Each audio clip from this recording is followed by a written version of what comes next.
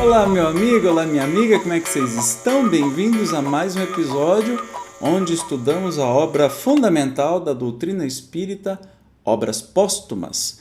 Nós estamos no capítulo, eu sempre esqueço o nome, na primeira parte, não tem número de capítulo, estudo sobre a natureza do Cristo. E hoje nós vamos estudar o item 8º, o Verbo se fez carne. Então, sem demora, vamos lá para o nosso estudo de hoje. No princípio era o Verbo e o Verbo estava com Deus. E o Verbo era Deus. Ele estava no princípio com Deus. Todas as coisas foram feitas por ele e nada do que foi feito o foi sem ele. Nele estava a vida e a vida era a luz dos homens. E a luz brilhou nas trevas, e as trevas não a compreenderam. Então, nós estamos falando aí sobre o começo de tudo. Houve um homem enviado de Deus que se chamava João. Ele veio para servir de testemunha, para dar testemunho da luz, a fim de que todos crescem por ele. Ele não era luz, mas veio para dar testemunho daquele que era a luz, falando de Jesus, né? Aquele era a verdadeira luz que ilumina todo homem que vem a este mundo, e o mundo foi feito por ele, e o mundo não o conheceu. Ele veio à sua casa e os seus não o receberam.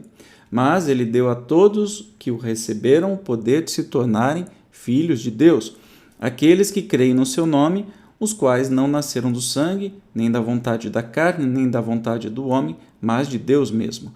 E o Verbo foi feito carne e habitou entre nós, e vimos a sua glória, qual a que o Filho único havia de receber do Pai. E ele, habitou entre nós cheio de graça e de verdade. Isso está em João,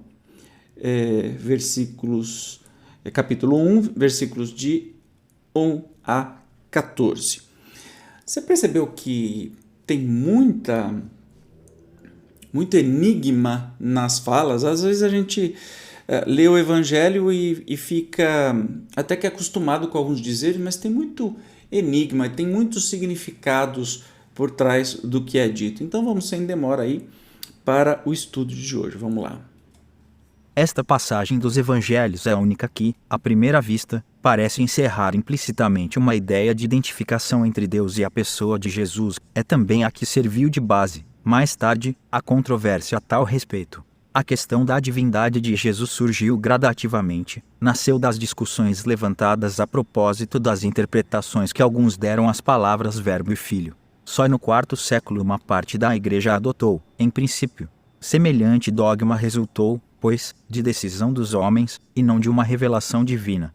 É de notar-se, antes de tudo, que as palavras acima citadas são de João, e não de Jesus, e que, ainda quando se admita que não tenham sido alteradas, elas não exprimem, na realidade, mais que uma opinião pessoal, uma indução, em que se depara com o misticismo habitual da sua linguagem, não poderiam, pois, prevalecer contra as reiteradas afirmações do próprio Jesus. Mesmo, porém, aceitando-as tais quais são, elas não resolvem de modo algum a questão no sentido da divindade, porquanto se aplicariam igualmente a Jesus, criatura de Deus. Com efeito, o Verbo é Deus, porque é a palavra de Deus. Tendo recebido diretamente de Deus a palavra, com a missão de a revelar aos homens, ele a assimilou, a palavra divina, de que se penetrara, encarnou nele. Ele a trouxe consigo ao nascer, e assim é que João pôde com razão dizer: o Verbo foi feito carne e habitou entre nós. Jesus podia, pois, ter sido encarregado de transmitir a palavra de Deus, sem ser o próprio Deus, como um embaixador transmite as palavras do seu soberano, sem ser o soberano.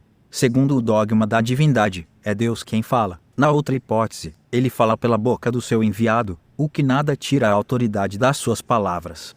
Lembra, nos estudos anteriores a gente sempre está falando sobre entendendo que Jesus não é Deus. Jesus não é Deus.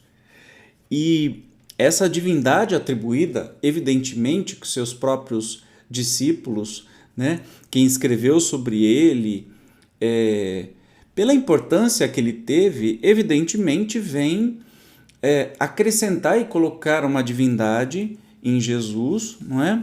E que depois foi confirmada e reafirmada por concílios, por reuniões de homens. Mas Jesus mesmo nunca disse que ele é Deus, pelo contrário, ele se relacionava com Deus na época que era imprescindível estar na figura masculina, pelo machismo que existia na época. Ele falava de Deus Pai, pai para cá, pai para lá, portanto, tinha que ter algum problema psiquiátrico se referisse pai a si mesmo, né? Então, o próprio Jesus sempre se referiu a Deus como outra pessoa, se a gente pode chamar assim, nunca como a ele mesmo, senão ele teria sido muito claro, apesar de que os evangelistas, alguns dizeres, traga dúvidas sobre isso, mas a gente precisa prestar atenção no que Jesus falou, né? E é isso que está sendo abordado aqui. Mas quem autoriza esta suposição, de preferência outra? A única autoridade competente para decidir a questão é a das próprias palavras de Jesus, quando diz: "Não tenho falado por mim mesmo, aquele que me enviou foi quem me prescreveu, por seu mandamento, o que tenho de dizer. A doutrina que prego não é minha, mas daquele que me enviou. A palavra que tendes ouvido não é palavra minha, mas de meu Pai que me enviou." A ninguém fora possível exprimir-se com mais clareza e precisão a qualidade de Messias ou enviado, que lhe é atribuída em todo o curso dos evangelhos, implica uma posição subordinada com relação àquele que ordena. O que obedece não pode ser igual ao que manda. João caracteriza esta posição secundária e, por conseguinte, estabelece a dualidade de entidades, quando diz: "E vimos a sua glória, tal como o Filho único devia recebê-la do Pai." Visto que aquele que recebe não pode ser o que dá e aquele que dá a glória não pode ser o igual daquele que a recebe. Se Jesus é Deus, possui a glória por si mesmo e não à espera de ninguém. Se Deus e Jesus são um único ser sob dois nomes diferentes, entre eles não poderia existir supremacia, nem subordinação. Ora, não havendo paridade absoluta de posições, segue-se que são dois seres distintos. A qualificação de Messias divino não exprime que haja mais igualdade entre o mandatário e o mandante do que há de enviado real entre um rei e seu representante. Jesus era um Messias divino pelo duplo motivo de que de Deus é que tinha a sua missão e de que suas perfeições o punham em relação direta com Deus.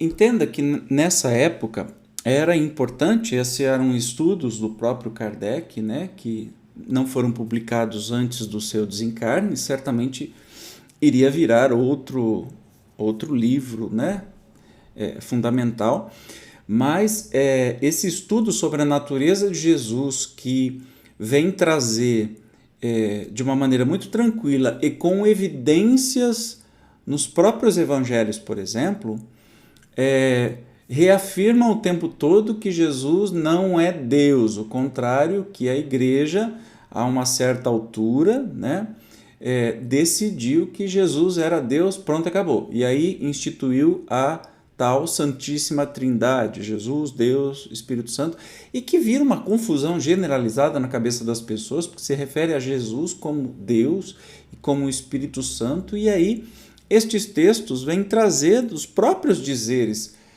contidos na Bíblia, ou seja, não é algo que você está buscando fora, e sim dentro, para dizer assim, mas como é que vocês conseguem considerar Jesus sendo Deus, sendo que ele próprio diz que não é? Né? Não faz sentido, é o tal dogma de fé, mas não é nada lógico, né? Tem interesses por trás disso e não é. E para o Espiritismo, obviamente, Jesus é o nosso irmão mais velho, que se reveste de uma sabedoria e de tempo. Acima de tudo, é um espírito muito mais velho do que todos nós que estamos aqui no planeta Terra e que já viveu, passou por tudo aquilo que a gente passou e aprendeu e evoluiu e progrediu até chegar a um espírito de luz. Entende? E ele vem aqui por amor, né? Aquele amor ao outro, como a si mesmo, nos instruir para que a gente pegue o caminho mais rápido, né? Não veio para salvar ninguém, não veio para lavar ninguém com seu sangue. Eu acho essa expressão assim tenebrosa. Você imagina como é que você lava com sangue? O sangue de Jesus me lavou. Oi? Não. Jesus morreu porque ele foi um baita de um ativista político e pregava contra o sistema religioso da época, contra a hipocrisia, e incomodou muita gente e conseguiu ser punido com a punição de quem incomodava o sistema, que era a crucificação. Portanto, ele não morreu para salvar ninguém, não morreu por meu pecado, seu pecado, já que é pecado, né? Erro. A gente erra, bate cabeça e aprende, né? Jesus não tem nada a ver com isso. O que a gente pode fazer é aprender com Jesus para não errar. Entendeu? Deus não te perdoa porque Deus não se ofende com nada do que você possa fazer. E Jesus é outra história. É o nosso irmão mais velho que a gente vem aprender. Bom, hoje até que foi curtinho. No próximo encontro continuamos estudando aí. Vamos falar sobre o Filho de Deus e o Filho do Homem. Tá aí uma coisa que sempre me deixou muito em dúvida. O que é Filho de Deus? A gente sabe, mas o Filho do Homem? O que será que é isso? Eu te espero como sempre. Obrigado pela sua presença e até o próximo episódio de Obras Póstumas. Tchau!